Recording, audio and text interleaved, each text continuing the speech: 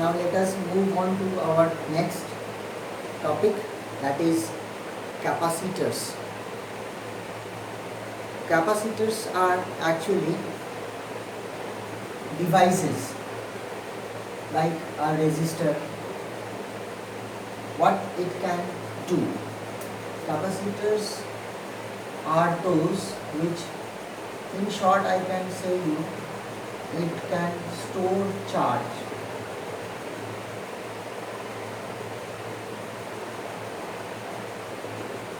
In the form of electric field.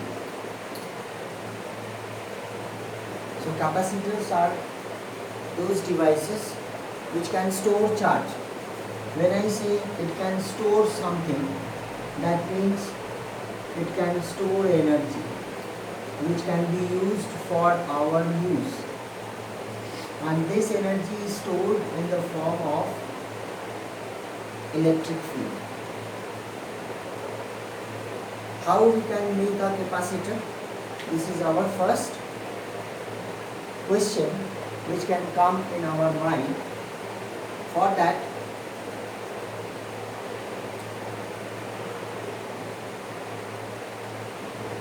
let us draw a metallic sheet and charge it by a battery. As the potential increases, the charge stored on this metallic sheet will increase. As you can see here, I have charged this metallic sheet by a plus V volt. That is why all the charges are positive in nature. You can also write that the charge stored on this metallic sheet is proportional to V.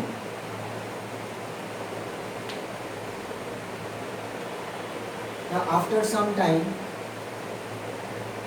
disconnect this battery and let us bring an uncharged sheet. This is your uncharged sheet. On bringing this uncharged sheet, what happens? All the negative charges of this sheet will come to this side as the induced charges, and all the positive charges will go to the other side of the metallic sheet, which can be earthed.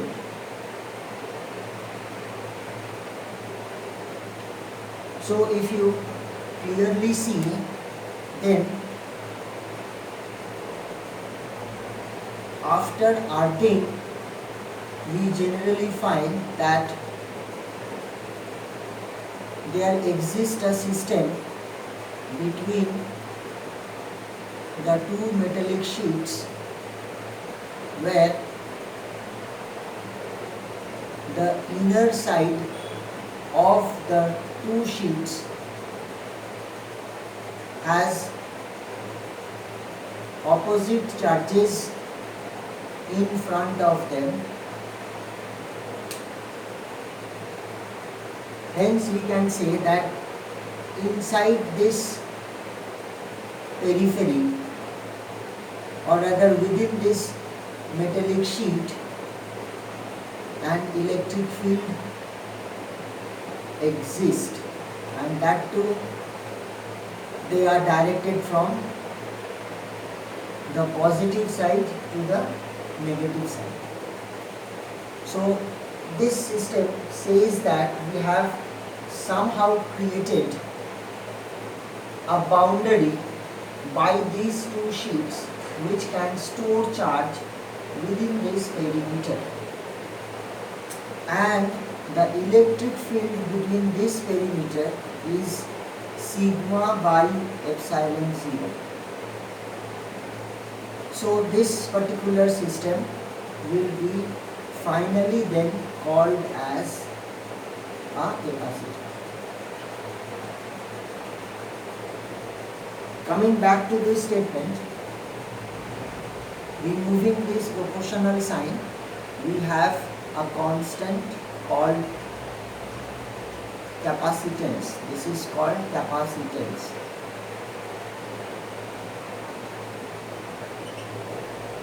It can be brought in this way. Charge has got a unit of coulomb. Volts has got a potential has a unit of volts. So coulomb per volt is the SI unit of capacitance, and that is called farad.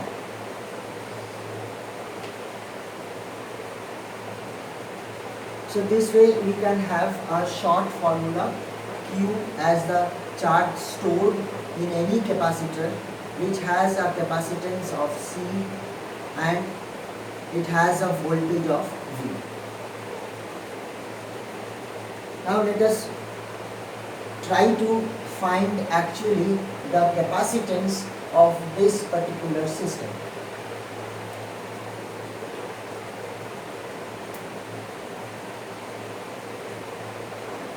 Capacitance of a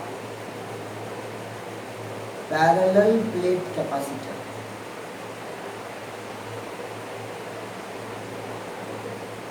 Because here the plates are parallel, so we wish to find out the capacitance of a parallel plate capacitor.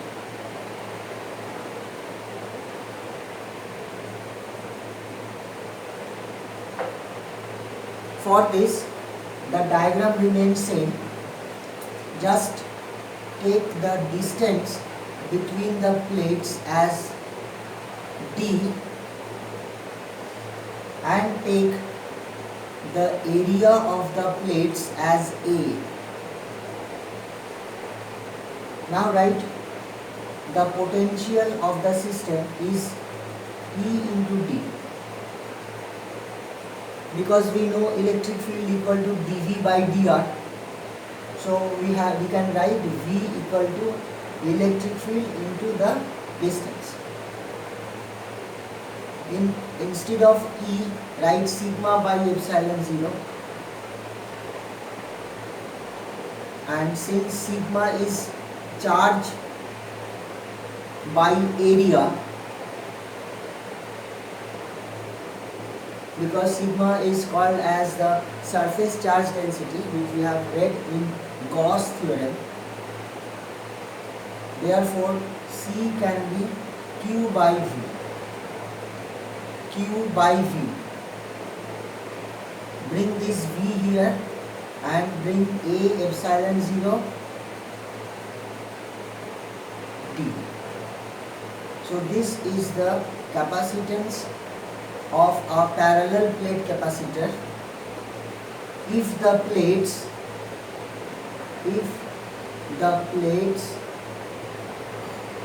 are in air, because we are using epsilon 0.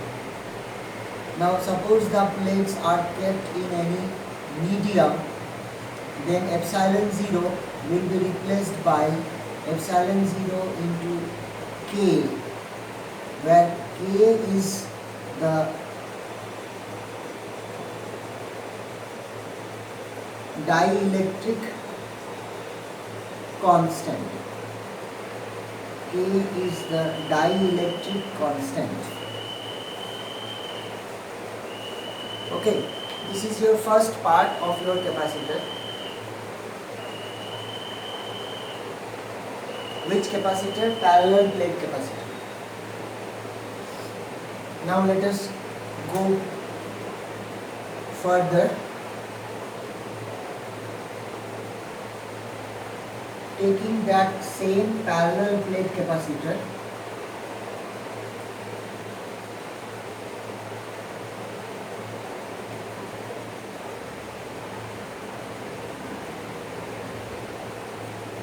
and inserting a conductor in between the plates. This is your conductor.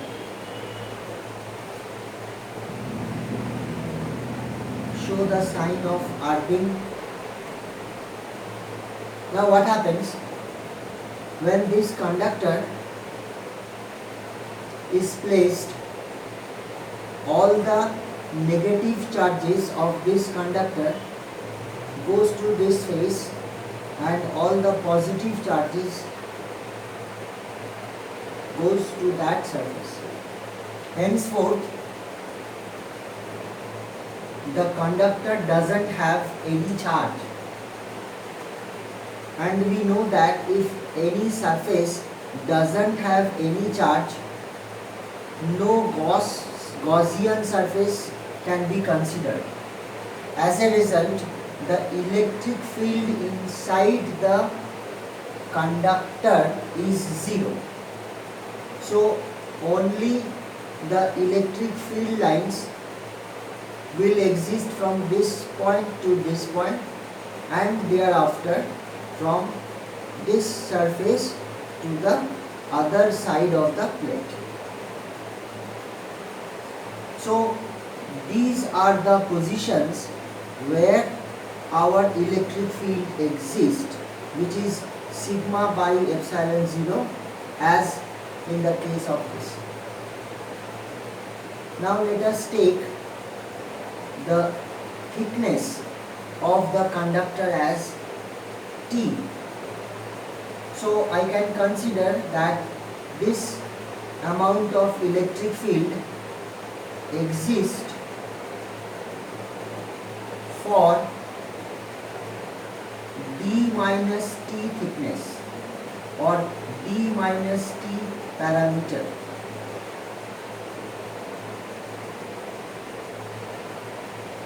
Look, in this particular case, the electric field was existing for the whole distance. But since here we have placed a conductor, so the electric field is existing only for a reduced space.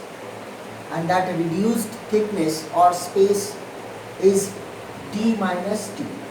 So can we then further proceed as V is equal to E into d minus t, sigma by epsilon 0 d minus t. Sigma is Q by A. Therefore, now the capacitance becomes epsilon 0 A by d minus t. So this is one of your formula, this is one formula, this is one formula. I hope this much is clear to you.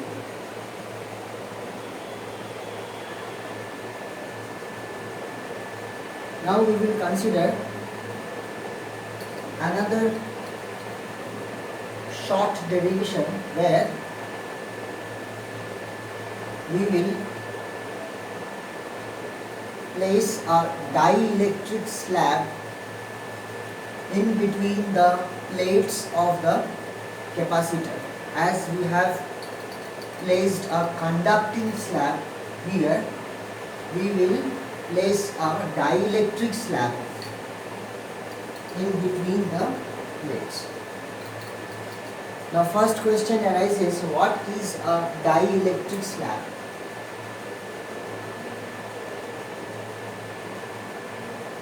Or a dielectric material? Actually, they are made up of very small dielectrics.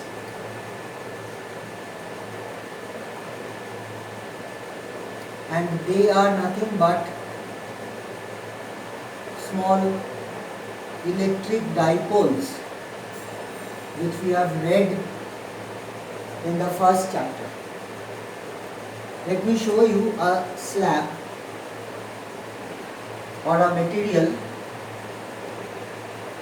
with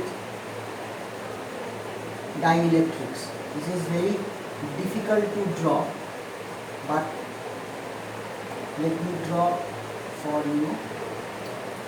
These are your small dipoles which are present inside any matter.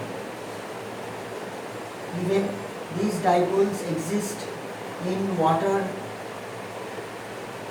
wood, paper. All matter are made up of these small dielectrics or dipoles. When we say that they are dipoles, so they should be having charges. I hope the diagram is almost clear.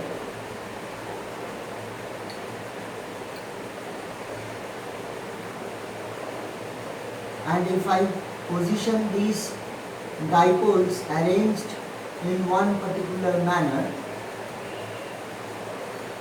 so they should be having a dipole moment. As we know that dipoles have dipole moment, and that too they are directed from negative to positive. So within this parameter, definitely some electric field exists due to these dipoles, and the direction is definitely from negative side to the positive side. Now place your parallel plates.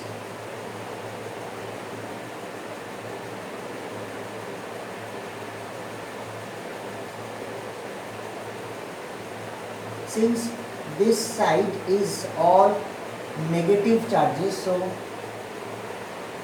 definitely I will be bringing a positively charged plate here.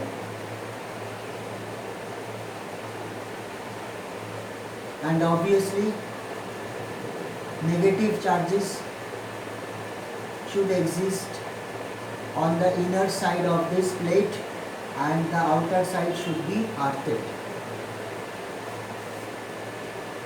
Then let us consider the total distance between the plates as D and the thickness of the slab as T. Now let us draw the electric lines outside the slab on your left side as well as on your right side. Okay. So we have a certain electric field within the dielectric slab, as well as we have a certain electric field outside the slab, which is, we know that sigma by epsilon 0. So now my question is, if I want to find out the potential of this system, I should be writing the electric field existing inside the slab and the electric field existing outside the slab.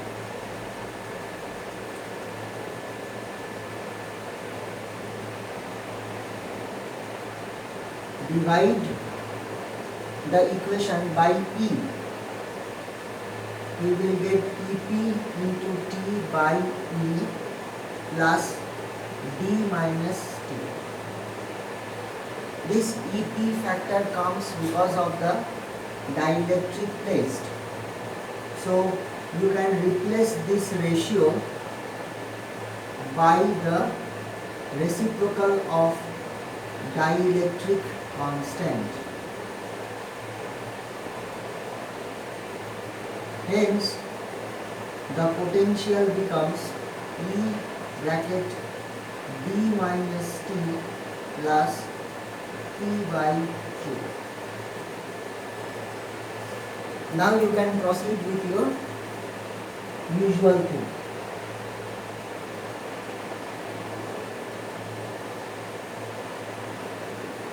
Q is sigma by epsilon 0. Sigma means Q by A. So now the capacitance is epsilon 0 moves up and D minus T plus T by K remains. This is your capacitance of a parallel plate capacitor with a dielectric slab placed in between the plates.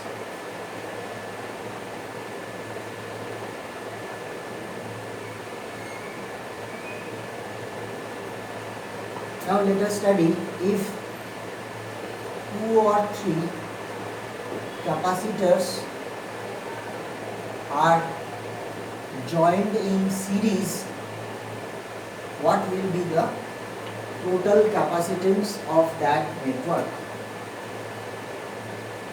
Capacitors are drawn by 2 parallel lines like this. I have kept C1, C2 and C3 capacitors in series to a voltage of V. Here this side is positive and this side is negative. Hence this positive charge shows that the left side plate becomes positive and it becomes negative. Since they are placed in series, so alternately charges will play. If this V supplies a voltage, then I hope in this system Q will be the charge stored. So the charge stored on each capacitor will be same, but the voltages across each capacitors will vary. So we can write here the total voltage V equal to V1 plus V2 plus V3. Instead of V1, you can write Q by C1 from your standard formula, and instead of V you can write Q by the total capacitance which we have considered as C. So finally we are having a formula which gives you to calculate the equivalent capacitance of our network having capacitors in series, and that too in reciprocal form. Now let us take the case of capacitors if they are placed in parallel format. Here the capacitors should be placed one below the other, and the terminals should be joined like this with a net voltage V. I have taken 3 capacitors. This is your plus and minus plate. So this point becomes positive, this point becomes negative. So all the left side plate of the capacitors are positive and the right side all are negative. In parallel condition, the total charge Q will be distributed as Q1, Q2 and Q3, but the voltage will remain same. So you can write the total charge Q is equal to Q1 plus Q2 plus Q3. For Q1 you can write C1 into V. For Q2 you can write C2 into V. For Q3 you can write C3 into V. And for Q you can write the total capacitance C into V. So for series, if C is the total capacitance, it becomes C1 plus C2 plus C3. This is your series formula, this is your parallel formula. Okay. Now question arises, how much energy is stored in that capacitor? We were talking about storing charge, energy is stored. So question now comes, what is the energy stored by a capacitor? For this, let us consider that the capacitor is charged with V, and let dq be the additional charge stored, for which dw be the work done. Instead of V, we can write Q by C as the standard formula. If we need to find the total work, we need to integrate. So we will integrate this. Q dq becomes Q square by 2 and 1C is already there.